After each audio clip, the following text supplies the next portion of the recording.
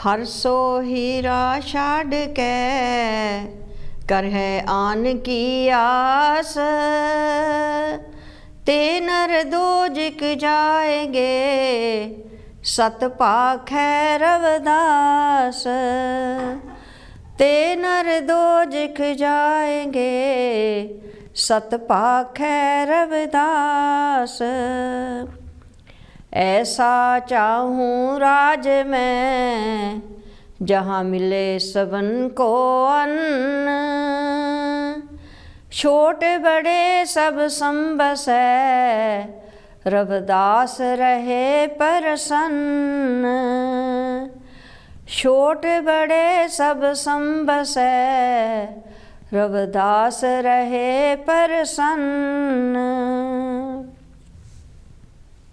मैं गुरमीत झुमट सतगुਰਾਂ ਦੇ ਚਰਨ ਕਮਲਾਂ ਵਿੱਚ ਹਾਜ਼ਰੀਆਂ ਭਰਦੀ ਹੋਈ ਤੇ ਸਭ ਸੰਗਤਾਂ ਦੀ ਸੇਵਾ ਦੇ ਵਿੱਚ ਹਾਜ਼ਰ ਹੋਈ ਹਾਂ। ਤੇ ਜੋ ਵੀ ਸੰਗਤਾਂ ਕਾਂਛੀ ਟੀਵੀ ਨਾਲ ਦੇਸਾਂ ਪ੍ਰਦੇਸਾਂ ਵਿੱਚੋਂ ਦੂਰੋਂ ਨੇੜਿਓਂ ਜੁੜ ਬੈਠੀਆਂ ਹਨ, ਮੈਂ ਸਾਰੀਆਂ ਹੀ ਸੰਗਤਾਂ ਨੂੰ ਬਹੁਤ ਹੀ ਪ੍ਰੇਮ ਤੇ ਸਤਿਕਾਰ ਦੇ ਨਾਲ ਜੈ ਗੁਰਦੇਵ ਕਹਿੰਦੀ ਹਾਂ। जय स्वामी वाल्मीकि महाराज की। गुरु प्यारी साध संगत जी, मैं सतगुਰਾਂ ਦੇ चरण कमलों ਵਿੱਚ बैठ के अरदास बेनती करती हाँ कि हे महाराज, सब ਦਾ भला करना, ਸਰਬੱਤ ਦਾ भला करना, ਤੇ जो भी तेरे दर ਦੀ तंग रखदा है, तेरे दर्शन दीदार मन विच लोचदा है, सबना नूं दर्शन दीदार देने, सबना दे कारज पूरे करने, सबना दे कारज संपूर्ण करने महाराज जी। ते सबना नूं संगतां नूं अपने नाम ते बाणी दे नाल जोड़ी रखना ते अपना नाम जपाउणा। जो ये सतगुਰਾਂ ने सानूं जीवन बख्शिया है, आपां गुरु प्यारी साध संगत जी गुरु दे दसे हुए जो उपदेश हैं, उन्हां दे पावन उपदेशों के नाल आपां जुड़ना है। सतगुਰਾਂ ने जो जीवन बख्शिया है, जो है अणमुली दात बख्शी है जीवन दी, जो कि किसी बड़भागे नूं प्राप्त हुंदी है। सो आपां नूं ये जीवन बख्शिया है ते सतगुਰਾਂ ने सानूं दस्सिया भी है कि ये जीवन दे किन्ने भाग हैं, इसके किन्ने पैरे हैं। वो सानूं सतगुਰਾਂ ने समझाया है कि जीवन के जिहड़े 4 पैर हैं उन्हां दे बारे दस्सिया है। तो ये आपां सब ने सरवण करने हैं, सरवण करके इन्हां ते अमल भी आपां करना है, जो कि आपां नूं इस जीवन दे विच जरूरी है। तो जेकर असीं ये संतां दे सतगुਰਾਂ दे पावन उपदेश है जो वो अपने मन च बसा लीए तो असी भाव सागर तो पार हो जावांगे। सतगुरु रविदास महाराज जी का शब्द उचारिया है, पहले पैरे रहन दे दै बनजारिया तैं जन्म लिया संसार वे, सेवा चूको राम की बनजारिया तेरी बालक बुद्ध गंवार वे। बालक बुद्ध गंवार न चेत्यो भूला माया जाल वे, कहा होए पाछे पछताए जल पहले न बांधी पालवे। 20 वर्ष का पया याना थाम न सका भाववे, जन रविदास कहे बनजारिया जन्म लिया संसार वे। ये एक पहला पैरा हो गया गुरु प्यारी साध संगत जी। ते दूसरे पैरे विच दस्सिया है, दूजे पहरे रहन दे बनजारिया तू निरखत चालियो छां वे, हरना दमोदर ते आया बनजारिया तै ले न सका नाम वे। नाम न लिया औगन किया इस जोबन के तान वे, अपनी पराई गिनी न काई मंद कर्म कमान वे। साहिब लेखा लेसी तू भर देसी पीर परे तुझ तां वे, जन रविदास कहे बनजारिया तू निरखत चाला छां वे। 2 पैरे हो गए गुरु प्यारी साध संगत जी। ਤੀਜੇ ਪਹਿਰੇ ਰਹਿਣ ਦੇ ਵਣਜਾਰਿਆ, ਤੇਰੇ ਢਿਲੜੇ ਪੜੇ ਪ੍ਰਾਨ ਵਏ। ਕਾਇਆ ਰਵਾਨੀ ਨਾ ਕਰੇ ਵਣਜਾਰਿਆ, ਘਟ ਭੀਤਰ ਵਸੇ ਇੱਕ ਜਾਨਵੇ। एक वसे एक वसै को जान कायागढ़, भीतर पहला जन्म गंवाए वे। अब की बेर न सुकृत कियो, बहुर न जय गढ़ पाए वे। कंपी दे कायागढ़ शीना, कंपी दे कायागढ़ शीना, फिर लागा पछतान वे। जन रविदास कहे वणजारिया, तेरे ढिलड़े पड़े प्रान वे। सो गुरु प्यारी साध संगत जी, ये 3 पहरे जीवन दे हो गए। चौथे पहरे रहन दे वणजारिया, तेरे चौथे पहरे रहन दे वणजारिया, तेरी कंपन लागी देवे। साहिब लेखा मांगया वणजारिया, तू छाड़ पुरानी थे वे। जम के आए बांध चलाए, बारी पूगी तेरे वे। पंथ चले अकेला होए, दुहेला किसको दे सुनेवे। जन रविदास कहे वणजारिया, तेरी कंपन लागी देवे। ये 4 पहर जो हैं सतगुरु ने सानू समझाया है कि जो ये तैनू जीवन बख्शिया है, इस दे 4 पहरे किते हैं। पहला जो कि बचपना हुंदा है, फिर दूसरा पहरा जवानी का आ जाता है, तीजा पहरा आ जाता थोड़ा जवानी ढल जाती है, तो जदों जवानी ढल जाती है फिर इसनूं तीजा पहरा आपां कहते हैं। चौथा पहरा जो है वो वडेपा आ जाता है। सो 4 पहर जो ये सतगुरु ने सानू दर्शाए हैं, फरमाया है। धन धन जगत गुरु रविदास महाराज जी ने मनुख जन्म दे जीवन रूपी रात के 4 पहरियां का यह वर्णन किया है। इस विच बाल अवस्था दसी गई है, जवान अवस्था दसी गई है, तो ढलदी अवस्था दसी गई है, तो चौथी अवस्था है जिसनूं बुढ़ापा ते मरण अवस्था का बयान किया गया है। तो ये चारे जीव रूपी वणजारे नूं प्रभु दे सच्चे नाम का व्यापार करके जीवन सफल करन दा उपदेश दिंदे हन। पावन उपदेश दिता है 4 ही पहरां दे विच, क्योंकि हर एक जो पहर दिता है अपने जीवन के 4 हिस्से किते हैं। इन्हां दे विच सानू नाम जपण दा पावन उपदेश दिता है। तां उस सच्चे नाम का जो व्यापार है वो बंजारे नूं दस्सिया है। बंजारा इत्थे जीव नूं कहा गया है। पहले पहरे रहन दे वणजारिया, तै जन्म लिया संसार वे। सेवा चुको राम की वणजारिया, तेरी बालक बुद्ध गंवार वे। सो ये है जीवन का पहला पहरा जो बचपना हुंदा है। सतगुरु रविदास महाराज जी समझाते हैं कि हे बंजारे जीव, हे जीव, संसार दे जो जीवन रूपी रात के पहले पहर विच कहते कि पहला पहर ये बचपना है। जब तू माता के पेट विच सी, माता के गर्भ विच सी, ते परमात्मा दे नाल तेरी लिव लगी हुई सी, तेरा मन उत्थे जुड़िया होया सी। ते उस वेले तेरा मन किते पासे नहीं सी, सिर्फ परमात्मा दे नाल जुड़िया होया सीगा। ते जदों तू इस संसार दे विच आया, संसार दे विच जन्म ले लिया, इस संसार दी हवा लग गई, ते उस वेले ही तेरी जो लिव सी, साडी लिव सी जो, वो परमात्मा दे नालों टुट गई। वो टुट इसके गई कि असी जदों माता दे गर्भ चों बाहर होए, संसार दी हवा लग गई। ते इसलिए वो बालपन विच जिहड़ा अनजान बुद्धि होण करके तू परमात्मा दा जिहड़ा सिमरन नहीं किया, क्योंकि बचपना सी जो उस वेले असी प्रभु परमात्मा दा जरूर नाम लेंदे सी। बंदगी अंदर बैठे माता दे गर्भ विच असी कहंदे सी कि हे प्रभु परमात्मा, मैं तेरा ही नाम लवां बाहर जाके, तू मैनूं इस गर्भ अग्नि विचों बाहर कढ, तो मैं तेरा ही नाम जपांगा। पर जदों कहंदे ने कि जीव नूं संसार दी हवा लग गई, तो उस वेले जीव दे कुछ बस नहीं रहिंदी, वो बचपने च पै गया, खेडां च पै गया। तो ये जीवन है जिहड़ा इस विच सानूं ये पावन उपदेश इस पहले पैरे च भी दिता कि प्रभु दे सच्चे नाम दा व्यापार करके जीवन सफल करन दा पावन उपदेश यही आ कि हर पैरे विच, हर पैर विच सतगुरां दा नाम जपो।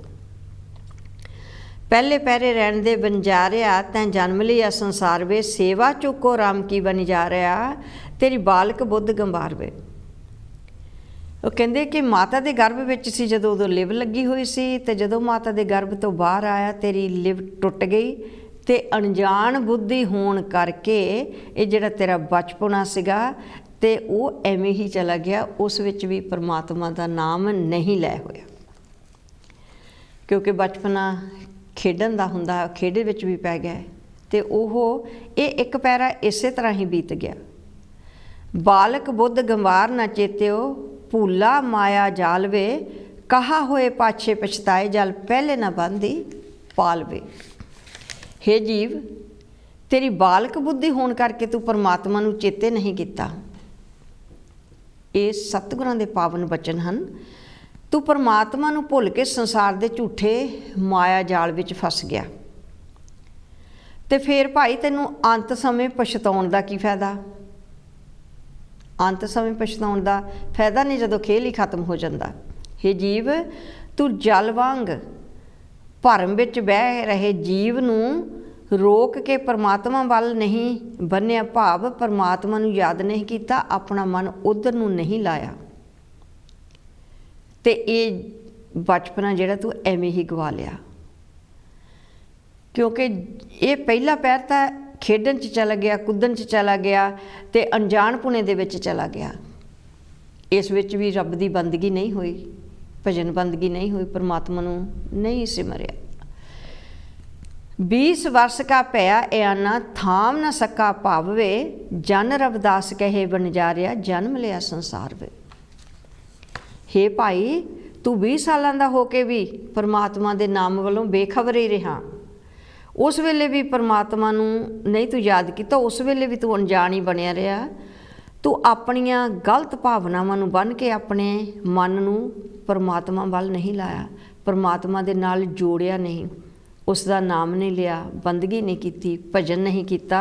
तू उस वेले भी अनजान ही रहा। तो जदों अनजान असी रहने आ, तो फिर असी गुरु तो वांझे भी रहने आ, गुरु की बाणी तो भी असी विसरे रहने आ, पिछे रहने आ, पिछड़े रहने आ। तो सतगुरु रविदास महाराज जी फरमान करते हैं कि हे जीव, तू जन्म प्रभु का भजन करन लई लिया है, तो इस प्रभु का सिमरन कर। असी यही कह के जन्म लेंदे हां कि हे प्रभु परमात्मा,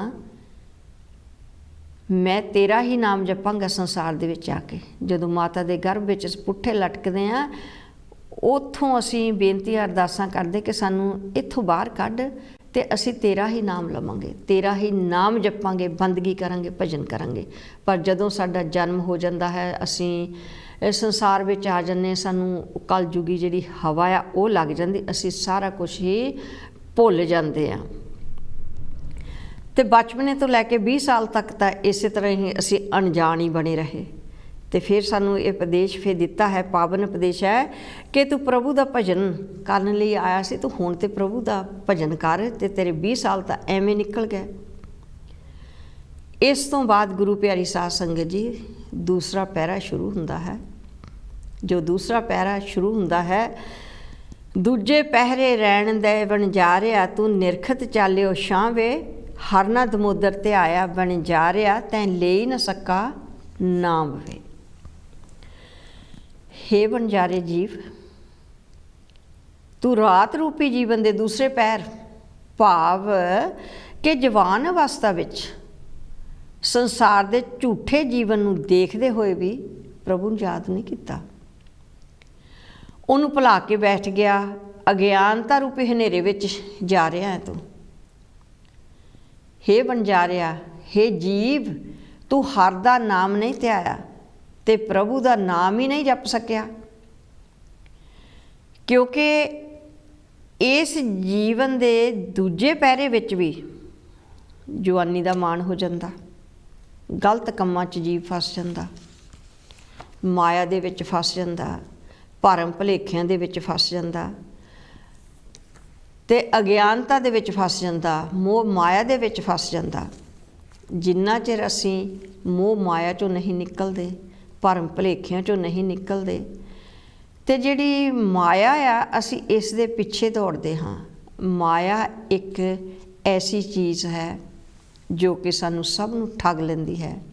ਮਾਇਆ ਨੂੰ ਸਪਨੀ ਵੀ ਆਖਿਆ ਜਾਂਦਾ ਹੈ, ਕਿਉਂਕਿ ਇਹ ਮਾਇਆ ਕਦੀ ਨਾ ਕਦੀ ਡੰਗ ਮਾਰਦੀ ਹੈ। ਮਾਇਆ ਐਸੀ ਚੀਜ਼ ਹੈ ਜਿਸ ਦੇ ਪਿੱਛੇ ਅਸੀਂ ਭੱਜਦੇ ਹਾਂ, ਤੇ ਮਾਇਆ ਦੇ ਪਿੱਛੇ ਭੱਜਣ ਕਰਕੇ ਅਸੀਂ ਉਸ ਪ੍ਰਭੂ ਪਰਮਾਤਮਾ ਨੂੰ ਵੀ ਵਿਸਰ ਜਾਂਦੇ ਹਾਂ। ਉਸ ਪ੍ਰਭੂ ਪਰਮਾਤਮਾ ਦਾ ਨਾਮ ਹੀ ਅਸੀਂ ਭੁੱਲ ਜਾਂਦੇ ਹਾਂ ਮਾਇਆ ਦੇ ਕਾਰਨ। ਸੋ ਸਾਨੂੰ ਚਾਹੀਦਾ ਹੈ ਕਿ ਮਾਇਆ ਸਾਡੇ ਲਈ ਸਭ ਕੁਛ ਨਹੀਂ ਹੈ। ਮਾਇਆ ਅਸੀਂ ਕਮਾਉਂਦੇ ਹਾਂ, ਅਸੀਂ ਆਪਣਾ ਜੀਵਨ ਹੈ ਜੋ ਆਪਣਾ ਘਰ ਪਰਿਵਾਰ ਹੈ ਉਸ ਨੂੰ ਵੀ ਪਾਲਣਾ ਹੈ, ਉਸ ਲਈ ਅਸੀਂ ਕੰਮਕਾਰ ਕਰਦੇ ਹਾਂ।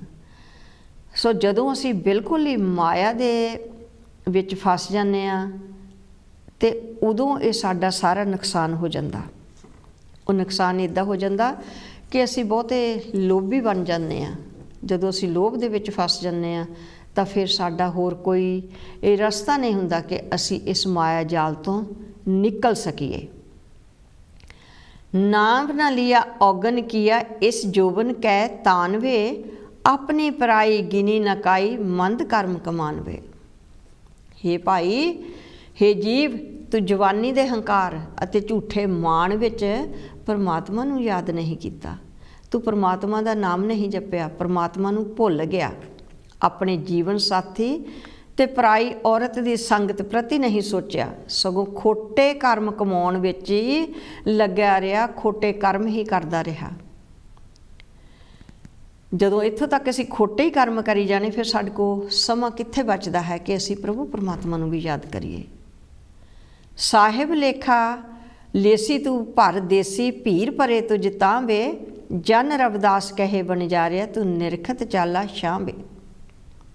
ਹੇ ਜੀਵ, ਜਦੋਂ ਪਰਮਾਤਮਾ ਤੇਰੇ ਪਾਸੋਂ ਕਰਮਾਂ ਦਾ ਹਿਸਾਬ ਮੰਗੇਗਾ ਤਾਂ ਤੇਰੇ ਕੀਤੇ ਹੋਏ ਕਰਮਾਂ ਦਾ ਹਿਸਾਬ ਤਾਂ ਤੈਨੂੰ ਦੇਣਾ ਹੀ ਪੈਣਾ। ਉਹ ਸਾਨੂੰ ਸਭ ਨੂੰ ਦੇਣਾ ਪੈਣਾ। ਜੋ ਅਸੀਂ ਮੰਦ ਕਰਮ ਕਰਦੇ ਹਾਂ, ਚੰਗੇ ਕਰਮ ਕਰਦੇ ਹਾਂ, ਸਾਰਿਆਂ ਦਾ ਲੇਖਾ ਹਿਸਾਬ ਸਾਨੂੰ ਦੇਣਾ ਹੀ ਪੈਣਾ ਹੈ। ਤੇ ਉਸ ਵੇਲੇ ਸਾਡੇ ਤੇ ਉਹ ਬਹੁਤ ਸਾਰੀਆਂ ਜਿਹੜੀਆਂ ਮੁਸੀਬਤਾਂ ਉਹ ਢਹਿ ਪੈਣਗੀਆਂ। ਹੇ ਵਣਜਾਰਿਆ, ਹੇ ਜੀਵ, ਤੂੰ ਜੀਵਨ ਦੇ ਦੂਜੇ ਪਹਿਰ ਵਿੱਚ ਅਗਿਆਨਤਾ ਕਾਰਨ ਖੋਟੇ ਕਰਮਾਂ ਵਿੱਚ ਪੈ ਕੇ ਕਿਉਂ ਹਨੇਰੇ ਵੱਲ ਜਾ ਰਿਹਾ? ਤੂੰ ਇਹ ਜਿਹੜਾ ਦੂਜਾ ਪਹਿਰ ਆ ਇਹਨੂੰ ਤਾਂ ਸੰਭਾਲ ਲੈ। ਜੇਕਰ ਅਸੀਂ ਇਹਨੂੰ ਵੀ ਨਹੀਂ ਸੰਭਾਲਿਆ, ਸਾਡਾ ਇਹ ਪਹਿਰ ਹੈ ਜੋ ਜੀਵਨ ਦਾ, ਇਹ ਵੀ ਐਵੇਂ ਹੀ ਚਲਾ ਜਾਵੇਗਾ। ਸੋ ਇਸ ਦੇ ਵਿੱਚ ਅਸੀਂ ਆਪਣੇ ਜੀਵਨ ਨੂੰ ਸਵਾਰ ਸਕਦੇ ਹਾਂ।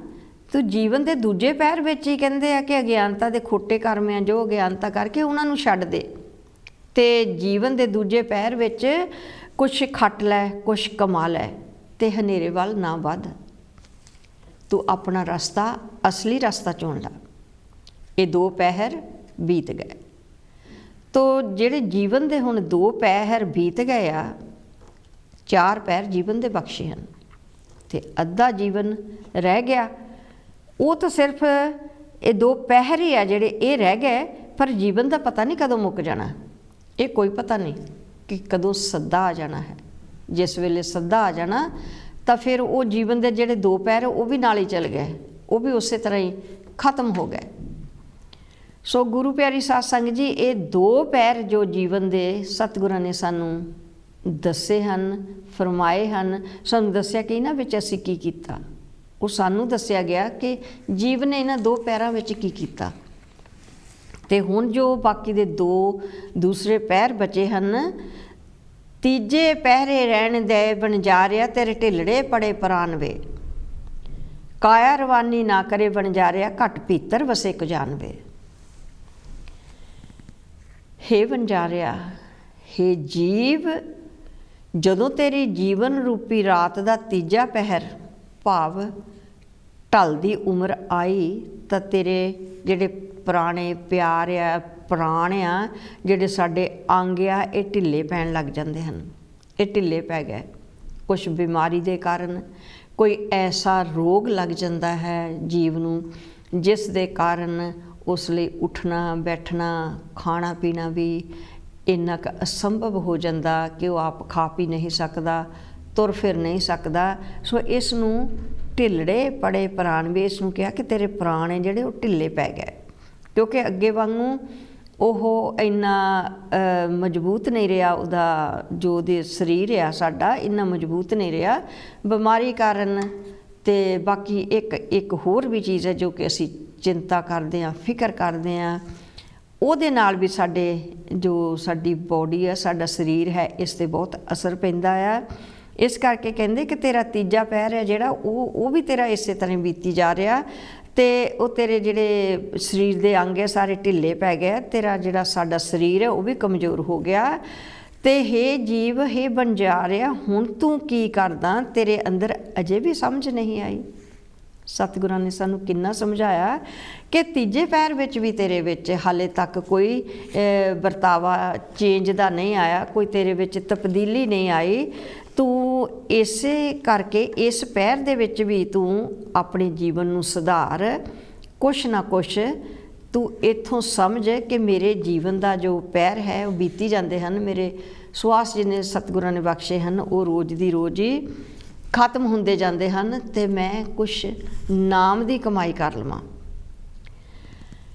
ਅਤੇ ਇਸੇ ਤਰ੍ਹਾਂ ਸਤਿਗੁਰ ਸਾਨੂੰ ਬਾਬਾ ਫਰੀਦ ਜੀ ਸਮਝਾਉਂਦੇ ਹਨ, ਫਰੀਦਾ ਚਾਰ ਗਵਾਇਆ ਹੰਡ ਕਹਿ ਚੀਰ ਗਵਾਇਆ ਸਮ, ਲੇਖਾ ਰੱਬ ਮੰਗੇਸੀਆ ਤੂੰ ਆਹੂੰ ਕਿਹੜੇ ਕੰਮ। ਬਾਬਾ ਫਰੀਦ ਜੀ ਸਾਨੂੰ ਸਮਝਾਉਂਦੇ ਹਨ ਕਿ ਚਾਰ ਪੈਰ ਦਿਨ ਦੌੜ ਕੇ ਕੰਮਾਂ ਕਾਰਾਂ ਵਿੱਚ ਹੀ ਤੂੰ ਗਵਾ ਦਿੱਤਾ।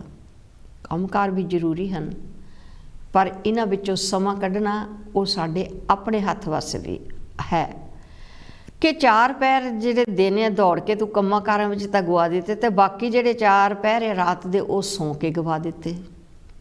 ਕਿਉਂਕਿ ਆਪਾਂ ਜਦੋਂ ਸੌਂ ਜਾਂਦੇ ਸਾਨੂੰ ਗੂੜੀ ਨੀਂਦ ਆ ਜਾਂਦੀ ਰਾਤਾਂ ਨੂੰ, ਅਸੀਂ ਉਹ ਸੌਂ ਕੇ ਤੇ ਰਾਤ ਵੀ ਗਵਾ ਦਿੱਤੀ। ਅਤੇ ਕਹਿੰਦੇ ਕਿ ਜਦੋਂ ਫਿਰ ਰੱਬ ਨੇ ਤੇਰੇ ਤੋਂ ਲੇਖਾ ਮੰਗਣਾ ਤੇ ਇਨਸਾਨ ਤੂੰ ਦੁਨੀਆ ਵਿੱਚ ਕਿਸ ਕੰਮ ਲਈ ਆਇਆ ਸੀ ਅਤੇ ਕੀ ਤੂੰ ਕੰਮ ਕਰਕੇ ਗਿਆ।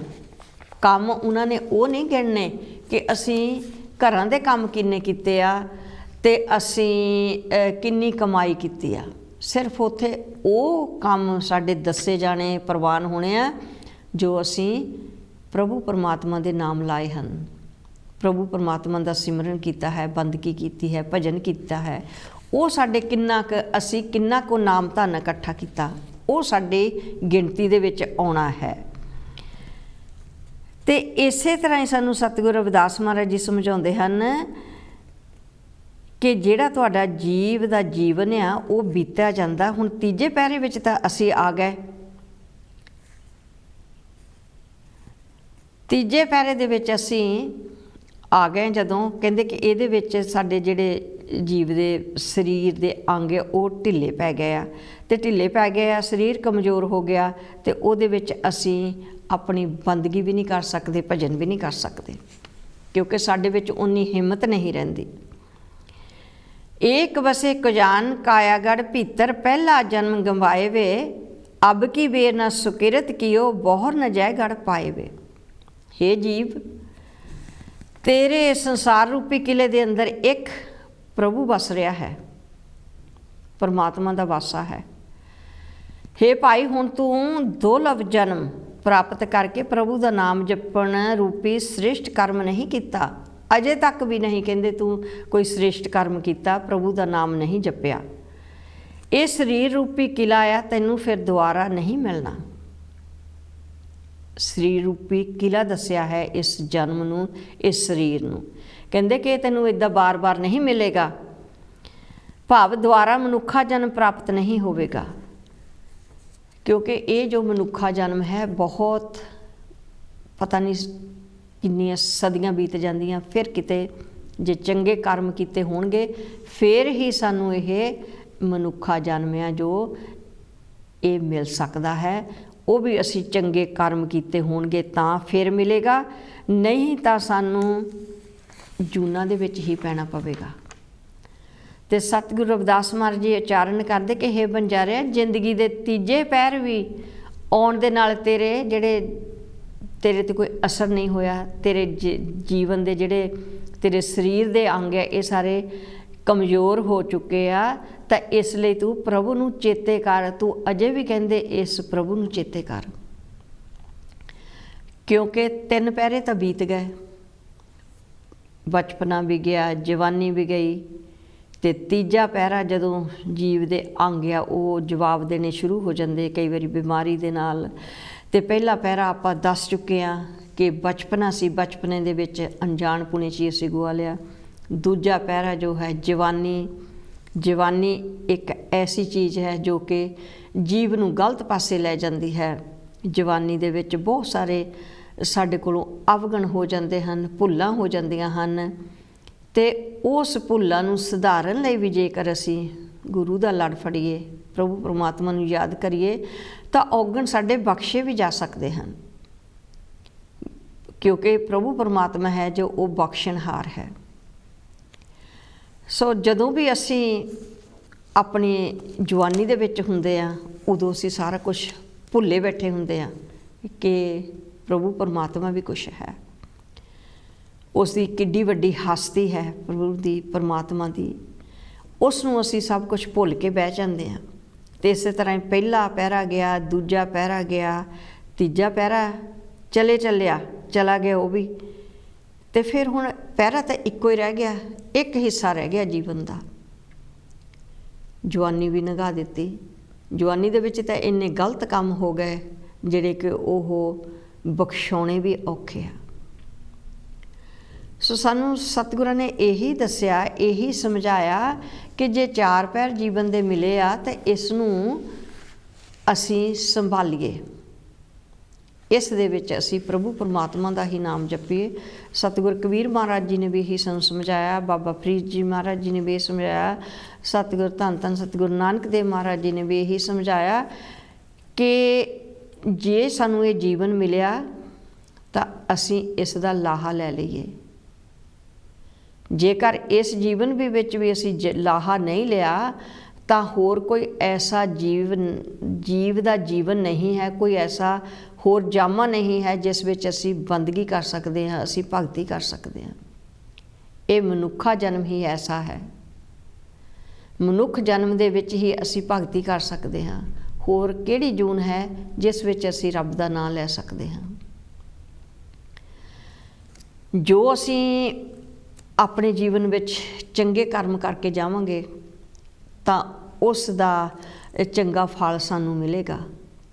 ਤਾਂ ਜੇਕਰ ਅਸੀਂ ਮਾੜੇ ਕਰਮ ਕਰਕੇ ਜਾਣੇ ਆ ਤੇ ਉਹਦਾ ਸਾਨੂੰ ਫਲ ਉੱਥੇ ਭੋਗਣਾ ਪਊਗਾ, ਕਿਉਂਕਿ ਸੱਚੀ ਦਰਗਾਹ ਦੇ ਵਿੱਚ ਸਾਨੂੰ ਲੇਖਾ ਤਾਂ ਦੇਣਾ ਹੀ ਪੈਣਾ ਹੈ। ਜਦੋਂ ਅਸੀਂ ਲੇਖਾ ਦੇਣਾ, ਹਿਸਾਬ ਕਿਤਾਬ ਸਾਡਾ ਪਲ ਪਲ ਦਾ ਲਿਖਿਆ ਜਾਂਦਾ ਹੈ। ਅਸੀਂ ਦੁਨੀਆ ਤੋਂ ਚੋਰੀ ਕਰ ਸਕਦੇ ਹਾਂ, ਜੀਵ ਤੋਂ ਜੀਵ ਚੋਰੀ ਕਰ ਸਕਦਾ ਹੈ, ਕੁਛ ਲੁਕੋ ਸਕਦਾ ਹੈ, ਛੁਪਾ ਸਕਦਾ ਹੈ, ਪਰ ਉਹ ਸਤਿਗੁਰ ਸਾਡਾ ਅੰਤਰਜਾਮੀ ਹੈ, ਉਹ ਸਭ ਕੁਛ ਦੇਖਦਾ ਹੈ। ਅਸੀਂ ਦਿਨ ਦੇ ਵਿੱਚ ਕਿੰਨੇ ਕੁ ਪੁੰਨ ਕਰਦੇ, ਕਿੰਨੇ ਅਸੀਂ ਪਾਪ ਕਰਦੇ ਹਾਂ, ਕਿੰਨਾ ਅਸੀਂ ਰੱਬ ਦਾ ਨਾਮ ਲੈਂਦੇ ਹਾਂ, ਉਹ ਸਾਡਾ ਪਲ ਪਲ ਦਾ ਹਿਸਾਬ ਲਿਖਦਾ ਹੈ। ਸੋ ਸਾਨੂੰ ਜਦੋਂ ਅਸੀਂ ਜਾਣਾ ਇਸ ਦੁਨੀਆ ਨੂੰ ਛੱਡ ਕੇ, ਦੇਖੋ ਜੀ ਜੋ ਦੁਨੀਆ 'ਤੇ ਆਇਆ ਉਹਨੇ ਜਾਣਾ ਤਾਂ ਹੈ ਇੱਕ ਦਿਨ। ਜੋ ਘੜਿਆ ਸੋ ਭੱਜ ਸੀ, ਜੋ ਉਪਜੇ ਸੋ ਬਿਨਸ ਹੈ। ਜੋ ਦੁਨੀਆ 'ਤੇ ਜੀਵ ਆਉਂਦਾ ਹੈ,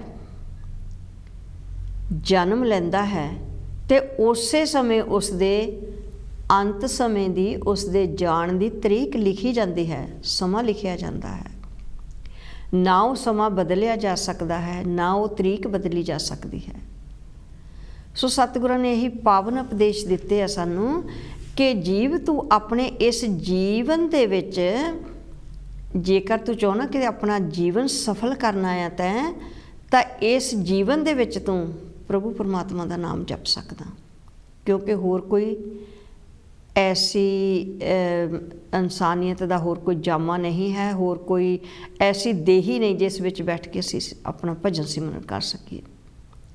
ਇਸ ਦੇਹੀ ਨੂੰ ਕਹਿੰਦੇ ਨੇ ਕਿ ਇਸ ਦੇਹੀ ਨੂੰ ਦੇਵੀ ਦੇਵਤੇ ਵੀ ਤਰਸ ਗਏ ਤੇ ਜੇਕਰ ਇਹ ਸਾਨੂੰ ਇਨਸਾਨੀ ਜਾਮਾ ਮਿਲਿਆ ਤਾਂ ਅਸੀਂ ਇਸ ਦਾ ਲਾਹਾ ਲੈ ਲਈਏ। ਲਾਹਾ ਤਾਂ ਹੀ ਅਸੀਂ ਲੈ ਸਕਦੇ ਹਾਂ ਜੇਕਰ ਅਸੀਂ ਇਸ ਜਨਮ ਦੇ ਵਿੱਚ ਚੰਗੇ ਕਰਮ ਕਰ ਸਕਦੇ ਹਾਂ। ਸਤਿਗੁਰੂ ਰਵਿਦਾਸ ਮਹਾਰਾਜ ਜੀ ਨੇ ਸਾਨੂੰ ਇਹ ਸਮਝਾਇਆ ਹੈ ਕਿ ਇਸ ਜੀਵਨ ਦੇ ਵਿੱਚ ਵੀ ਆ ਕੇ ਅਸੀਂ ਤੇਰ ਮੇਰ ਦੇ ਵਿੱਚ ਫਸੇ ਹੋਏ ਹਾਂ। ਉਹਨਾਂ ਨੇ ਸਮਝਾਇਆ ਕਿ ਨਾ ਕੁਛ ਤੇਰਾ ਨਾ ਕੁਛ ਮੇਰਾ, ਪ੍ਰਾਣੀ ਕਿਆ ਮੇਰਾ ਕਿਆ ਤੇਰਾ, ਜੈਸੇ ਤਰਵਰ ਪੰਖ ਵਸੇਰਾ। ਸਤਿਗੁਰਾਂ ਨੇ ਸਾਨੂੰ ਇਹ ਪਾਵਨ ਉਪਦੇਸ਼ ਦਿੱਤਾ ਹੈ ਕਿ ਜੀਵ ਦਾ ਇਸ ਦੁਨੀਆ ਤੇ ਕੁਛ ਨਹੀਂ ਹੈ, ਨਾ ਮੇਰਾ ਹੈ ਨਾ ਤੇਰਾ ਹੈ, कुछ नहीं है। प्राणी क्या मेरा क्या तेरा, जैसे तरवर पंख बसेरा। जीव का एक ऐसा जीवन है जिस तरह के एक पंछी रुख ते बैठा है, बैठता है, वो रुख ते बैठ के अपनी रात कट के उडारी मार जाता है। जदों रात मुक जाती है सुबह हुंदे ही वो उडारी मार जाता है। इस तरह ही ये जीव का जो जीवन है इस तरह दसिया गया है कि जीव तू भी एक पंछी की तरह है, कि साडा भी जीवन इस तरह है, असी भी इत्थों उडारी मार जाना है।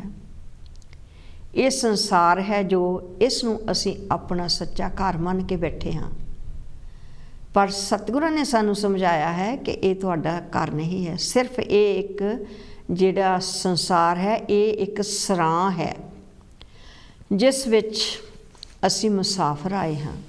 असी इस संसार ते मेला देखण वास्ते आए हैं। जदों मेला लगता है तो जदों मेले की समाप्ति हुंदी सारे ही लोग अपने घरां नूं चले जाते हैं। सो ये भी संसार ते एक खेड रची है, ये एक मेला है, दुनिया मेले आई हुई है।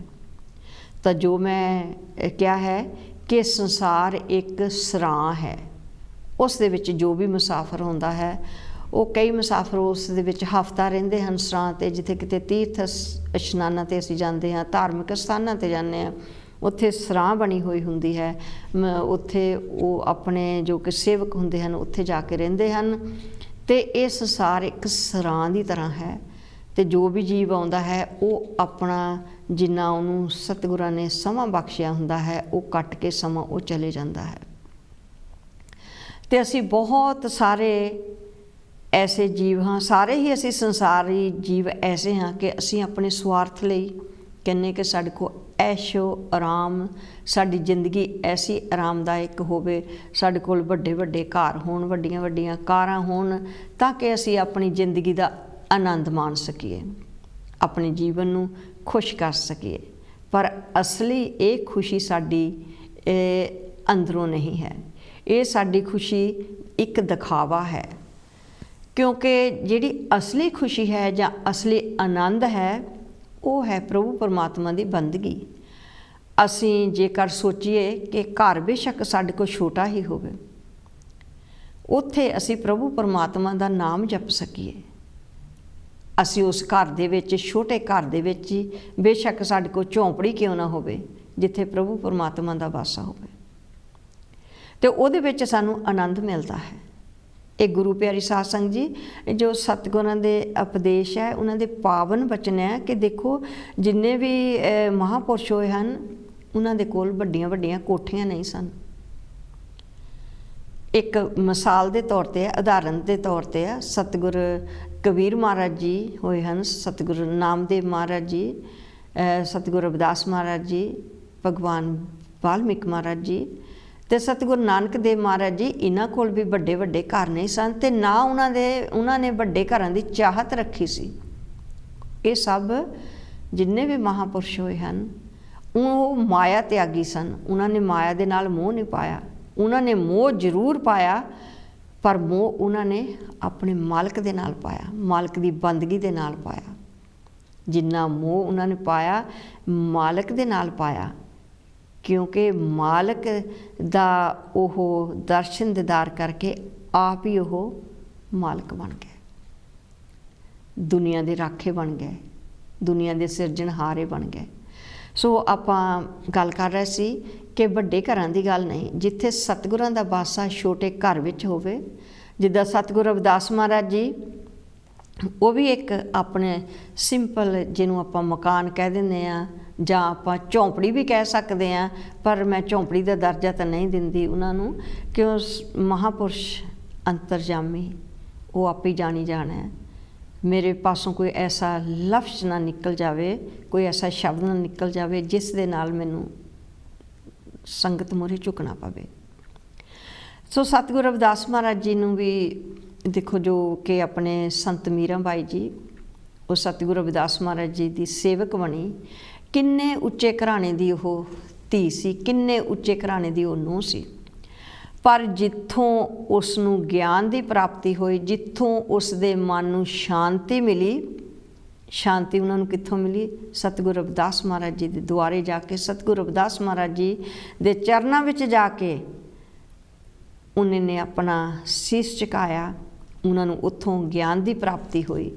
ਤੇ ਉਹਨਾਂ ਨੂੰ ਵੀ ਇੰਨੇ ਤਾਨੇ ਮਿਹਨੇ ਮਿਲੇ ਕਿ ਇੱਕ ਨੀਚ ਜਾਤੀ ਦੇ ਗੁਰੂ ਨੂੰ ਤੂੰ ਅਪਣਾਇਆ ਹੈ, ਉੱਚੇ ਘਰ ਦੀ ਬੇਟੀ ਹੋ ਕੇ, ਉੱਚੇ ਘਰ ਦੀ ਨੂੰਹ ਹੋ ਕੇ।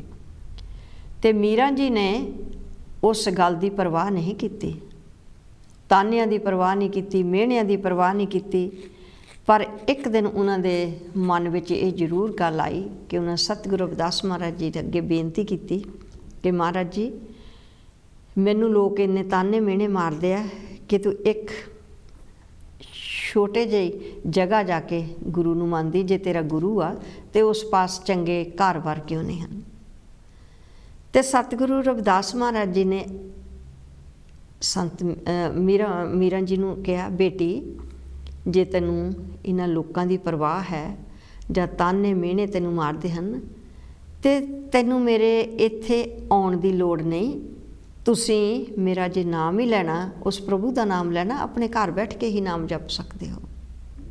ਸੋ ਇੱਥੋਂ ਵੀ ਸਾਨੂੰ ਬਹੁਤ ਸਾਰੀ ਸਿੱਖਿਆ ਮਿਲਦੀ ਹੈ ਕਿ ਜ਼ਰੂਰੀ ਨਹੀਂ ਕਿ ਜਿੱਥੇ ਵੱਡਾ ਸਾਰਾ ਦਰਬਾਰ ਹੋਵੇ ਅਸੀਂ ਉੱਥੇ ਹੀ ਜਾਣਾ, ਪਰ ਜਿੱਥੇ ਵੀ ਕਿਤੇ ਗੁਰੂ ਦਾ ਸਤਸੰਗ ਚੱਲਦਾ ਆ, ਭਾਵੇਂ ਕਿਉਂ ਨਾ ਜੰਗਲ ਹੋਵੇ, ਕਿਉਂ ਨਾ ਝੌਂਪੜੀ ਹੋਵੇ, ਉੱਥੇ ਅਸੀਂ ਆਪਣੇ ਮਨ ਨੂੰ ਟਿਕਾ ਲਈਏ। ਸੋ ਸਾਨੂੰ ਇੱਥੋਂ ਵੀ ਬਹੁਤ ਸਾਰਾ ਗਿਆਨ ਪ੍ਰਾਪਤ ਹੁੰਦਾ ਹੈ। ਸਾਨੂੰ ਸੋਝੀ ਆਉਂਦੀ ਆ ਕਿ ਵੱਡੇ ਘਰਾਂ ਨੂੰ ਵੀ ਅਸੀਂ ਕੀ ਕਰਨਾ ਜਿੱਥੇ ਰੱਬ ਦਾ ਨਾਮ ਨਹੀਂ। ਕਹਿੰਦੇ ਕਿ ਉਹ ਹੀ ਘਰ, ਉਹ ਦਰ ਅੱਛਾ ਜਿੱਥੇ ਸਤਿਗੁਰਾਂ ਦਾ ਨਾਮ ਚੱਲਦਾ, ਸਤਿਗੁਰਾਂ ਦੀ ਬਾਣੀ ਚੱਲਦੀ ਹੈ, ਜਿੱਥੇ ਸਤਿਗੁਰਾਂ ਦਾ ਨਾਮ ਲਿਆ ਜਾਂਦਾ। ਬੇਸ਼ੱਕ ਘਰ ਦੇ ਵਿੱਚ ਇੱਕ ਹੀ ਨਾਮ ਜਪਣ ਵਾਲਾ ਹੋਵੇ ਤੇ ਉਹ ਕਹਿੰਦੇ ਕੁੱਲ ਤਰ ਜਾਂਦੀ ਆ। ਕੁੱਲ ਇਸ ਕਰਕੇ ਤਰ ਜਾਂਦੀ ਆ, ਕਹਿੰਦੇ ਕਿ ਜਿੱਥੇ ਨਾਮ ਜਪਣ ਵਾਲਾ ਘਰ ਦੇ ਵਿੱਚ ਇੱਕ ਵੀ ਪੈਦਾ ਹੋ ਜਾਵੇ, ਉਹਦੇ ਨਾਨਕੇ, ਦਾਦਕੇ, ਸਾਕ ਸੰਬੰਧੀ, ਉਹ ਪਿੰਡ, ਗਾਉਂ, ਸ਼ਹਿਰ, ਮਹੱਲਾ, ਗਲੀ, ਉਹ ਸਾਰੇ ਕਹਿੰਦੇ ਕਿ ਪਵਿੱਤਰ ਹੋ ਜਾਂਦੇ ਆ। ਉਹ ਵੀ ਹੌਲੀ ਹੌਲੀ ਉਹਨਾਂ 'ਤੇ ਸੰਗਤ ਦਾ ਐਸਾ ਅਸਰ ਹੋ ਜਾਂਦਾ ਕਿ ਉਹ ਵੀ ਨਾਮ ਜਪਣ ਵਾਲੇ ਬਣ ਜਾਂਦੇ ਆ। ਸੋ ਗੁਰੂ ਪਿਆਰੀ ਸਾਧ ਸੰਗਤ ਜੀ, ਆਪਾਂ ਨੂੰ ਇਹ ਜੋ ਪਾਵਨ ਬਚਨ ਹਨ, ਇਹ ਸਤਿਗੁਰਾਂ ਦੇ ਬਚਨ ਹਨ। ਤੇ ਆਪਾਂ ਹੁਣ ਦੇਖਣਾ ਕਿ ਸਾਡੇ ਜੀਵਨ ਦੇ 3 ਪਹਿਰੇ ਤਾਂ ਚਲੇ ਗਏ, ਇੱਕ ਪਹਿਰ ਸਿਰਫ ਰਹਿ ਗਿਆ। ਉਹ ਚੌਥਾ ਪਹਿਰ ਰਹਿ ਗਿਆ। ਚੌਥੇ ਪਹਿਰੇ ਰਹਿਣ ਦੇ ਵਣਜਾਰਿਆ, ਤੇਰੀ ਕੰਪਨ ਲਾਗੀ ਦੇਵੇ, ਸਾਹਿਬ ਲੇਖਾ ਮੰਗਿਆ ਵਣਜਾਰਿਆ, ਤੂੰ ਛਾੜ ਪੁਰਾਣੀ ਥੇਵੇ। ਹੁਣ ਚੌਥਾ ਪਹਿਰ ਆ ਗਿਆ। ਚੌਥੇ ਪਹਿਰ ਜੋ ਰਾਤ ਰੂਪੀ ਜੀਵਨ ਦੇ ਚੌਥੇ ਪਹਿਰ ਵਿੱਚ ਬੁਢਾਪੇ ਦੇ ਆਉਣ ਦੇ ਨਾਲ ਜਿਹੜਾ ਸਰੀਰ ਹੈ, ਉਸ ਦੇ ਵਿੱਚ ਇੰਨੇ ਜਾਨ ਪ੍ਰਾਣ ਨਹੀਂ, ਸਰੀਰ ਕੰਬਣ ਲੱਗ ਗਿਆ, ਬੇਤਾਕਤ ਹੋ ਗਿਆ, ਕਮਜ਼ੋਰ ਹੋ ਗਿਆ, ਅੰਗ ਸਾਰੇ ਜਵਾਬ ਦੇਈ ਜਾਂਦੇ ਹਨ। ਤੇ ਬੁਢਾਪਾ ਆਉਣ ਦੇ ਨਾਲ ਜਦੋਂ ਹੁਣ ਸਰੀਰ ਹੀ ਕੰਬਣ ਲੱਗ ਗਿਆ, ਤੇ ਹੁਣ ਪ੍ਰਭੂ ਪਰਮਾਤਮਾ ਨੇ ਲੇਖਾ ਵੀ ਮੰਗਿਆ। ਉਹਨੇ ਮੰਗਣਾ ਵੀ ਹੈ, ਪ੍ਰਭੂ ਪਰਮਾਤਮਾ ਨੇ ਲੇਖਾ ਤਾਂ ਜ਼ਰੂਰ ਮੰਗਣਾ। ਜੋ ਅਸੀਂ ਚੰਗੇ ਕਰਮ ਕੀਤੇ ਜਾਂ ਮੰਦੇ ਕਰਮ ਕੀਤੇ, ਲੇਖਾ ਸਾਨੂੰ ਦੇਣਾ ਪਊਗਾ। ਜਦੋਂ ਕਹਿੰਦੇ ਕਿ ਸਾਨੂੰ ਲੇਖਾ ਦੇਣਾ ਪਊਗਾ, ਜੇ ਅਸੀਂ ਮਾੜੇ ਹੀ ਕਰਮ ਕੀਤੇ ਤਾਂ ਕੀ ਮੁੱਖ ਲੈ ਕੇ ਅਸੀਂ ਜਾਵਾਂਗੇ ਉੱਥੇ? ਜਦੋਂ ਪਰਮਾਤਮਾ ਨੇ ਦਰਗਾਹ ਦੇ ਵਿੱਚ ਲੇਖਾ ਮੰਗਣਾ ਤਾਂ ਅਸੀਂ ਕਿਹੜਾ ਮੂੰਹ ਲੈ ਕੇ ਜਾਵਾਂਗੇ ਉੱਥੇ? ਜੀਵਨ ਨੂੰ ਤਾਂ ਅਸੀਂ ਲਾਲਚ ਵਿੱਚ ਹੀ ਲਾਈ ਰੱਖਿਆ, ਲਾਲਚ ਵਿੱਚ ਲੱਗ ਕੇ ਅਸੀਂ ਆਪਣਾ ਜੀਵਨ ਹੈ ਜਿਹੜਾ ਇਹ ਐਵੇਂ ਹੀ ਗਵਾ ਦਿੱਤਾ। ਤੇ ਜਦੋਂ ਇਹ ਚੌਥੇ ਪਹਿਰੇ ਵਿੱਚ ਅਸੀਂ ਆ ਗਏ ਹਾਂ, ਤੇ ਹੁਣ ਸਾਡਾ ਸਰੀਰ ਹੈ ਜਿਹੜਾ ਕਮਜ਼ੋਰ ਹੋ ਗਿਆ ਬੁਢਾਪੇ ਦੇ ਕਾਰਨ, ਅੰਗ ਜਵਾਬ ਦਿੰਦੇ ਆ। ਤੇ ਹੁਣ ਪ੍ਰਭੂ ਪਰਮਾਤਮਾ ਨੇ ਜੇ ਲੇਖਾ ਵੀ ਮੰਗ ਲਿਆ, ਤੇ ਇਹ ਇੱਕ ਤੈਨੂੰ ਕਹਿੰਦੇ ਵੀ ਮੈਂ ਸੁਨੇਹਾ ਹੀ ਭੇਜਿਆ ਕਿ ਤੇਰੇ ਜੀਵਨ ਦਾ ਅੰਤ ਸਮਾਂ ਆ ਗਿਆ।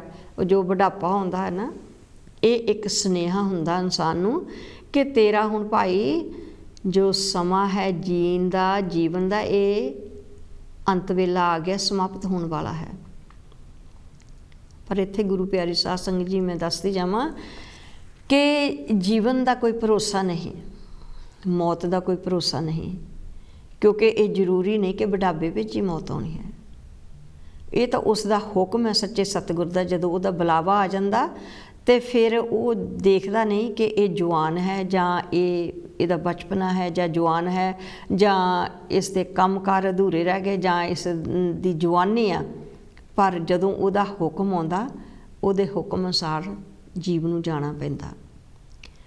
ਕੱਲੇ ਆਏ ਨਾਨਕਾ ਸੱਦੇ ਉੱਠ ਜਾਏ, ਜਿੱਦਾਂ ਉਹਨਾਂ ਦੇ ਮਹਾਂਵਾਕ ਹਨ। ਜਦੋਂ ਉਹਨਾਂ ਦਾ ਸੁਨੇਹਾ ਆਉਂਦਾ ਆ ਤੇ ਉਹਨਾਂ ਦੇ ਹੁਕਮ ਦੇ ਨਾਲ ਹੀ ਜੀਵ ਸੰਸਾਰ 'ਤੇ ਆਉਂਦਾ, ਤੇ ਜਦੋਂ ਉਹਨਾਂ ਦਾ ਸੱਦਾ ਆ ਜਾਂਦਾ, ਬੁਲਾਵਾ ਆ ਜਾਂਦਾ, ਤੇ ਉਹ ਜੀਵ ਨੂੰ ਇਹ ਸੰਸਾਰ ਛੱਡ ਕੇ ਜਾਣਾ ਪੈਂਦਾ।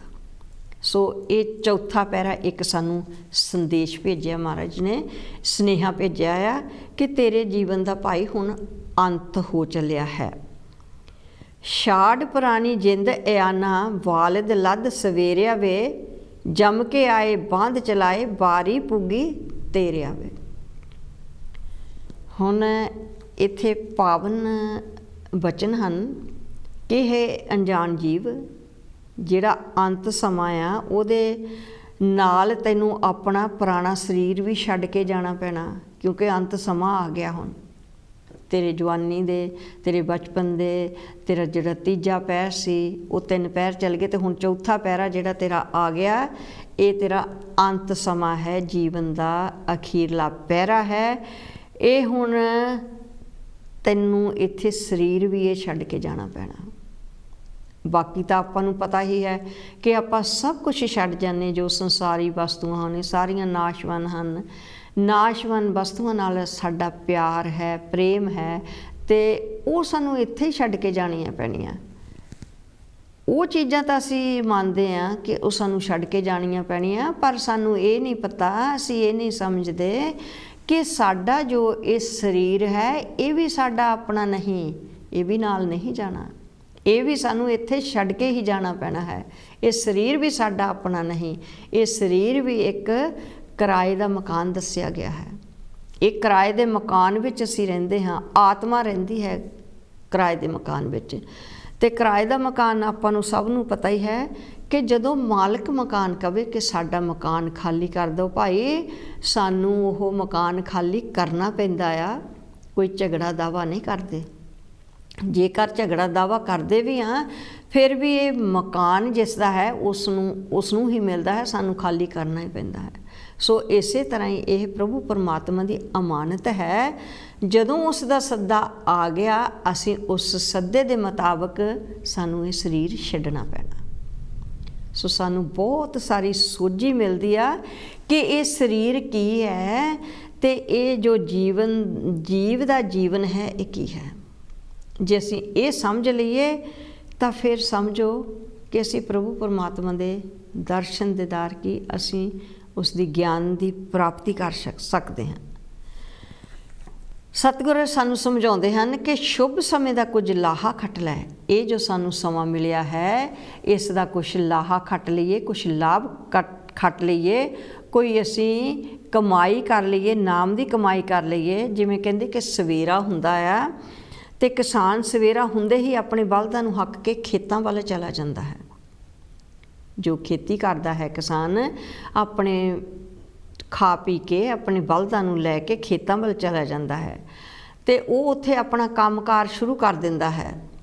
ਫਸਲ ਬੀਜਣੀ ਸ਼ੁਰੂ ਕਰਦਾ ਹੈ ਜਾਂ ਖਾਲ ਵਾਹੁਣੇ ਸ਼ੁਰੂ ਕਰਦਾ ਹੈ, ਤੇ ਉਹ ਆਪਣਾ ਕੰਮ ਉਹ ਸ਼ੁਰੂ ਕਰ ਦਿੰਦਾ ਹੈ। ਇਸੇ ਤਰ੍ਹਾਂ ਹੀ ਜੀਵਨ ਰੂਪੀ ਰਾਤ ਦੇ ਚੌਥੇ ਪਹਿਰ ਬੀਤ ਜਾਣ 'ਤੇ, ਚੌਥਾ ਪਹਿਰ ਹੈ ਜਿਹੜਾ, ਇਹ ਵੀ ਬੀਤ ਜਾਣ ਤੋਂ ਪਹਿਲਾਂ ਕਹਿੰਦੇ ਕਿ ਇਦੋਂ ਬਾਅਦ ਜਿਹੜੇ 4 ਪਹਿਰ ਆ ਬੀਤ ਜਾਣ ਤੋਂ ਬਾਅਦ ਜੀਵ ਨੂੰ ਜਮਦੂਤ ਹਨ, ਜੋ ਜਮਦੂਤਾਂ ਨੇ ਵੀ ਇਸ ਤਰ੍ਹਾਂ ਸਾਨੂੰ ਬੰਨ੍ਹ ਕੇ ਲੈ ਜਾਣਾ, ਜਿੱਦਾਂ ਉਹ ਬਲਦਾਂ ਨੂੰ ਲੈ ਕੇ ਜਾਂਦਾ ਕਿਸਾਨ ਬੰਨ੍ਹ ਕੇ ਕਿ ਇਹ ਮੇਰੇ ਹੁਕਮ ਦੇ ਵਿੱਚ ਰਹਿਣ, ਜਿੱਧਰ ਨੂੰ ਮੈਂ ਜਾਣਾ ਮੈਂ ਉੱਧਰ ਨੂੰ ਇਹਨਾਂ ਨੂੰ ਲੈ ਕੇ ਜਾਵਾਂ।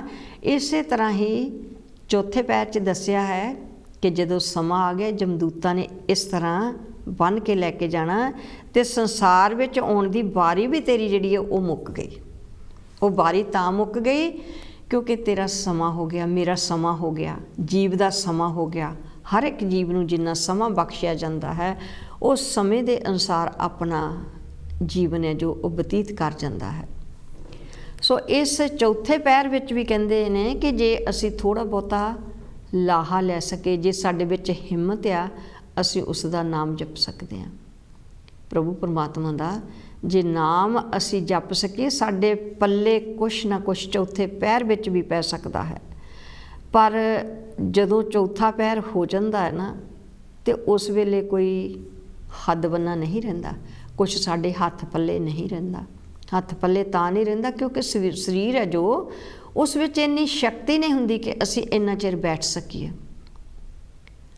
ਕਿਉਂਕਿ ਉਹ ਜਿਹੜੀ ਸ਼ਕਤੀ ਹੁੰਦੀ ਉਹ ਖਤਮ ਹੋ ਜਾਂਦੀ ਆ। ਥੋੜ੍ਹੀ ਸ਼ਕਤੀ ਸਾਡੇ ਵਿੱਚ ਹੁੰਦੀ ਆ ਜੋ ਕਿ ਅਸੀਂ ਆਪਣਾ ਉੱਠ ਬੈਠ ਸਕਦੇ ਹਾਂ। ਉਹ ਵੀ ਕਈ ਵਾਰੀ ਇੰਨਾ ਉੱਠਣਾ ਬੈਠਣਾ ਵੀ ਸਾਡੇ ਲਈ ਬਹੁਤ ਸਾਰਾ ਮੁਸ਼ਕਿਲ ਹੋ ਜਾਂਦਾ। ਕਈ ਵਾਰੀ ਕੋਈ ਐਸਾ ਰੋਗ ਲੱਗ ਜਾਂਦਾ ਜਿਸ ਦੇ ਨਾਲ ਸਾਡੀ ਦੇਹੀ ਜਿਹੜੀ ਇਹ ਕਮਜ਼ੋਰ ਹੋ ਜਾਂਦੀ ਹੈ।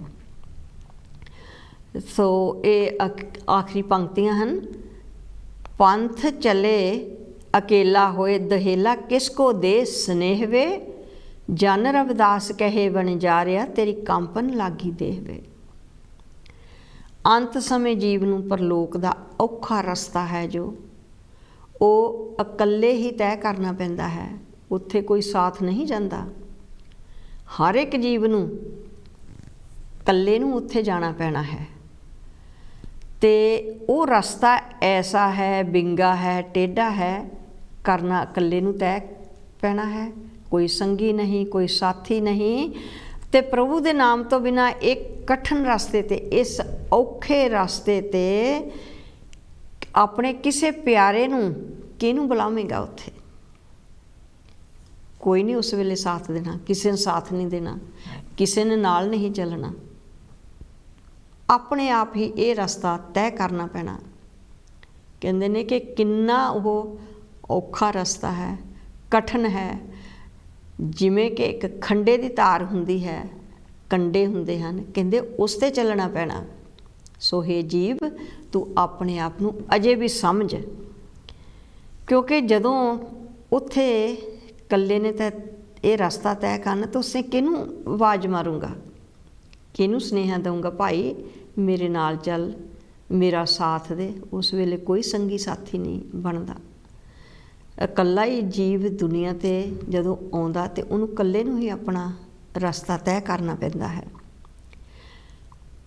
ਜਗਤ ਗੁਰੂ ਰਵਿਦਾਸ ਮਹਾਰਾਜ ਜੀ ਫਰਮਾਉਂਦੇ ਹਨ ਕਿ ਹੇ ਜੀਵ, ਹੇ ਵਣਜਾਰਿਆ, ਇਹ ਜਿਹੜਾ ਚੌਥਾ ਪਹਿਰਾ, ਭਾਵ ਕਿ ਜਿਹੜਾ ਬੁਢਾਪੇ ਦਾ ਪਹਿਰਾ ਸੀਗਾ, ਇਹ ਆਉਣ ਕਰਕੇ ਤੇਰਾ ਸਰੀਰ ਹੈ ਜਿਹੜਾ ਇਹ ਕੰਬਣ ਲੱਗ ਗਿਆ, ਅਤੇ ਹੁਣ ਤੇਰੇ ਵਿੱਚ ਕੋਈ ਸ਼ਕਤੀ ਨਹੀਂ ਰਹੀ, ਕੋਈ ਹਿੰਮਤ ਨਹੀਂ ਰਹੀ ਕਿ ਮੈਂ ਬੈਠ ਕੇ ਰੱਬ ਦੀ ਬੰਦਗੀ ਕਰ ਸਕਾਂ, ਭਜਨ ਕਰ ਸਕਾਂ। ਭਾਵ ਤੇਰਾ ਅੰਤ ਸਮਾਂ ਆ ਗਿਆ, ਇਸ ਲਈ ਤੂੰ ਪ੍ਰਭੂ ਨੂੰ ਅਜੇ ਵੀ ਚੇਤੇ ਕਰ। ਜਿੰਨਾ ਕੁ ਵੀ ਤੇ ਕੋ ਚੌਥੇ ਪਹਿਰੇ 'ਚ ਵੀ ਗੁਰੂ ਪਿਆਰੀ ਸਾਧ ਸੰਗਤ ਜੀ, ਇਹ ਜ਼ਰੂਰੀ ਨਹੀਂ ਕਿ ਜੇ ਬੁਢਾਪਾ ਆ ਗਿਆ ਤਾਂ ਅਸੀਂ ਖਾ ਕੇ ਪੀ ਕੇ ਸੌਂ ਕੇ ਟਾਈਮ ਗੁਜ਼ਾਰ ਦਈਏ। ਇਸ ਦੇ ਵਿੱਚ ਵੀ ਅਸੀਂ ਸਤਿਗੁਰਾਂ ਨੂੰ ਯਾਦ ਕਰ ਸਕਦੇ ਹਾਂ, ਸਤਿਗੁਰਾਂ ਦੀ ਬਾਣੀ ਪੜ੍ਹ ਸਕਦੇ ਹਾਂ। ਜੇ ਅਸੀਂ ਪੜ੍ਹ ਨਹੀਂ ਸਕਦੇ, ਅਸੀਂ ਸੁਣ ਸਕਦੇ ਹਾਂ। ਬਾਣੀ ਦੇ ਬਹੁਤ ਪੜ੍ਹਨ ਦੇ ਸੁਣਨ ਦੇ ਸਾਧਨ ਹਨ। ਹੁਣ ਤਾਂ ਘਰ ਘਰ ਦੇ ਵਿੱਚ ਟੈਲੀਵਿਜ਼ਨ ਚੱਲਦੇ ਆ, ਹਰ ਇੱਕ ਚੈਨਲ 'ਤੇ ਧਾਰਮਿਕ ਕਥਾ ਹੁੰਦੀ ਹੈ, ਸਾਖੀਆਂ ਸੁਣਾਈਆਂ ਜਾਂਦੀਆਂ ਹਨ, ਬਾਣੀ ਪੜ੍ਹੀ ਜਾਂਦੀ ਹੈ। ਸੋ ਹਰ ਇੱਕ ਘਰ ਦੇ ਵਿੱਚ ਟੈਲੀਵਿਜ਼ਨ ਵੀ ਹਨ, ਅਤੇ ਜੋ ਯੰਗ ਬੱਚੇ ਹਨ ਉਹ ਆਪਣੇ ਟੈਲੀਫੋਨ 'ਤੇ ਵੀ ਸੁਣ ਸਕਦੇ ਆ, ਉਹ ਤੋਂ ਵੀ ਸੁਣ ਸਕਦੇ ਆ, ਪੜ੍ਹ ਵੀ ਸਕਦੇ ਆ, ਪਾਠ ਵੀ ਕਰ ਸਕਦੇ ਆ। ਸੋ ਸਤਿਗੁਰਾਂ ਨੇ ਸਾਨੂੰ ਇਹ ਫਰਮਾਇਆ ਹੈ ਕਿ ਬਹੁਤ ਜਨਮਾਂ ਤੋਂ ਬਾਅਦ एक सानू जन्म मिलिया, जो कि साडा चौथा पैरा है, वो भी साडा एवें ना चला जावे, इहदे विच भी असीं कुछ ना कुछ कर सकते हैं। सो इत्थे गुरु प्यारी साध संगत जी, अज जीव दे 4 पैरां दा जो सानू पावन उपदेश दिता है सतगुरां ने, ये 4 पैर असी जीवन दे जी के तां दुनिया नूं छड्ड के चले जांदे हां।